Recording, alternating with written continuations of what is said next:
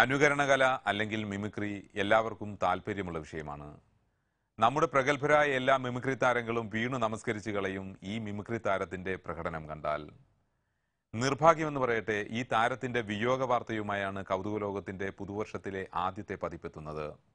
കേൾക്കുന്ന ഏതു ശബ്ദവും അതേപടി അനുകരിക്കാൻ സിദ്ധിയുള്ള ലയർ ബേർഡ് എന്ന അപൂർവ ഇനം പക്ഷിയുടെ കഥ കൗതുകലോകത്തിന്റെ പുതിയ ലക്കം ആരംഭിക്കുന്നു.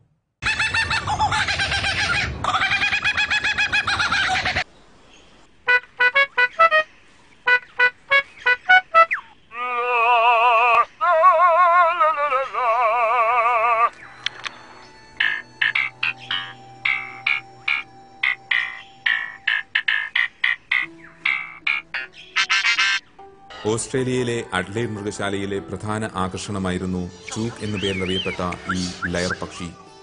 അസാധാരണ അനുകരണ സാമർഥ്യമുള്ള ഈ ലയർ പക്ഷി കേൾക്കുന്ന ഏതു ശബ്ദവും വിദഗ്ധമായി പുനഃസൃഷ്ടിച്ച് മൃഗശാലയിലെത്തുന്നവരെ അമ്പരപ്പിച്ചിരുന്നു.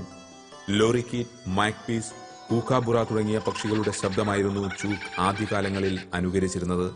പിന്നെ മനുഷ്യരുടെ ശബ്ദവും സംഗീതവും അനുകരിക്കാൻ തുടങ്ങി. 2009 കൂടിന് സമീപം ഒരു പുതിയ പാണ്ഡ സങ്കേതം പണിയാൻ തുടങ്ങിയപ്പോൾ ചൂക്ക് പുതിയ ശബ്ദങ്ങൾ അനുകരിച്ചു തുടങ്ങി. അനുകരിക്കാൻ അസാധ്യമെന്ന് കരുതിയിരുന്ന നിർമ്മാണ ഉപകരണങ്ങളുടെ ശബ്ദങ്ങൾ പോലും ചൂക്കിന്റെ കൊക്കിലൊതുങ്ങി. ഡ്രില്ലിംഗ് മെഷീന്റെ ശബ്ദം, അറക്കവാളിന്റെ ശബ്ദം, ആണിയിൽ ചുറ്റിക പതിക്കുന്ന ശബ്ദം എന്നിങ്ങനെ വ്യത്യസ്തമായി ആ അനുകരണ വിസ്മയം. He does a perfect hammer. His drill is a bit too good. His handsaw's sharp. His chainsaw's a ripper. And he's got a jackhammer off pat.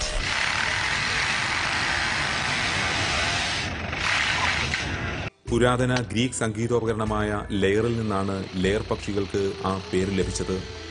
ചെറുപീലികൾ വിരിച്ച് ഈ പക്ഷികൾ നൃത്തമാടുമ്പോൾ രൂപം ഒരു ലെയർ പോലെ വിളങ്ങും. ഇണയെ ആകർഷിക്കാൻ നടത്തുന്ന ഈ നൃത്തം ചൂക്ക് തന്റെ കൂട്ടിലാടിയിരുന്നത് ആത്മനിർവൃതിക്ക് വേണ്ടി മാത്രമായിരുന്നു.